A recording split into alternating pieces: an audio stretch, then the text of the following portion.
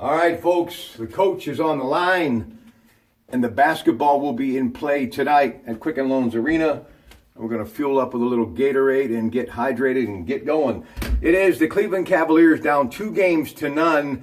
So what do you do to stop Kevin Durant? Coach John Miller on the Comcast Sports Line. This guy has had a whole lot of points in the first 2 games. And when you think about the guy he replaced in the lineup, Harrison Barnes, coach, last year had a total of 65 for the whole series, meaning the final, in which the Cleveland Cavaliers last year found themselves in the same spot, down 2-0, and won the third game by 30 points. But tonight in Cleveland, Tyronn Lue going to have a tough time because this year it's Kevin Durant, and he has been a juggernaut. So what do you do defensively, Coach, to stop Kevin Durant, if anything? I think it's going to be very difficult to stop him. He's really on pace, and he's worked it now where he's ready to go. So they're going to have a difficult time stopping him.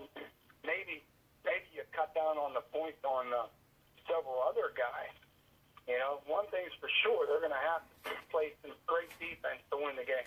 Yeah, especially when you think Steph Curry coming off of a 32-point performance. Now, the other side, as far as the Cavs point guard is concerned, Coach Lue says he's going to stay with J.R. Smith, their shooting guard, who has 3 points in the first 2 games. Let me ask it in a coach's opinion. Is it the same thing as it would be replacing a goaltender or a quarterback when you start juggling the lineup and taking out your shooting guard? How important is that shooting guard to your offense? Well, it's very important. I mean, you just have to have a couple other guys that are stroking the shot. And, you know, from the Warriors' viewpoint, the Warriors do have those guys. 2 or 3 guys come in, and they just kind of keep it right on, you know, moving forward. With Cleveland, though, right now, you know, they've hit a big lull. And, you know, JR, he's got to step her up. I mean, they have to get like their 4th, 5th, and 6th guy in the lineup contributing offensively, because the Warriors are going to score.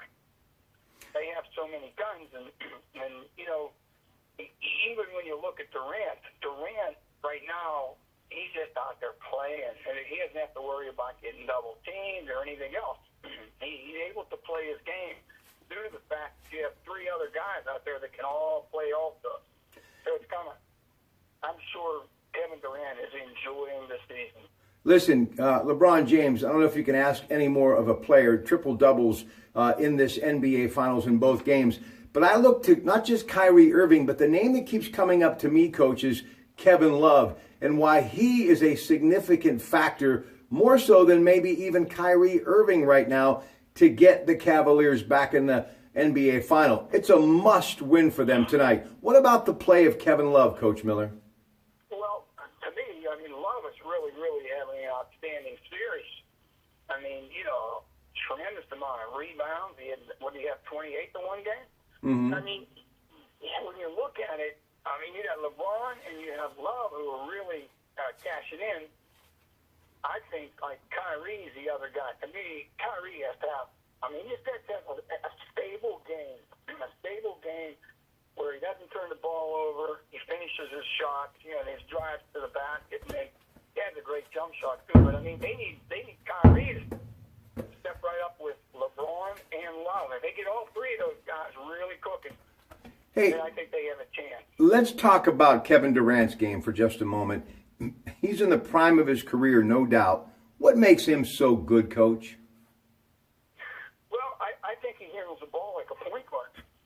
I mean, here's a guy almost 7 foot tall who can handle that ball. He can back you down. You know, he can shoot it off the dribble. He has a nice long-range shot.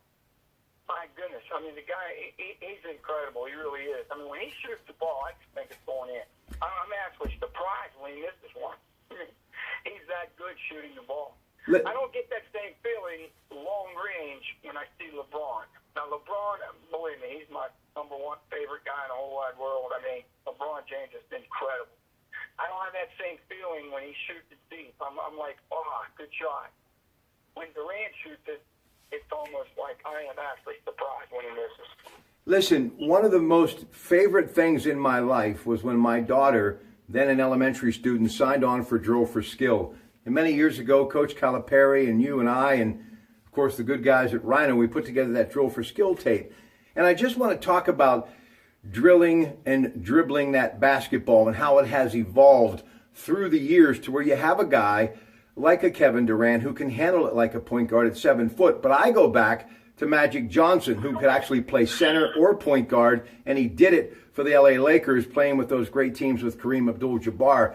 So tell me how handling the basketball has evolved. And no one, ladies and gentlemen, if you're looking for that student athlete to get the edge, you have to check out Drill for Skill with Coach Miller.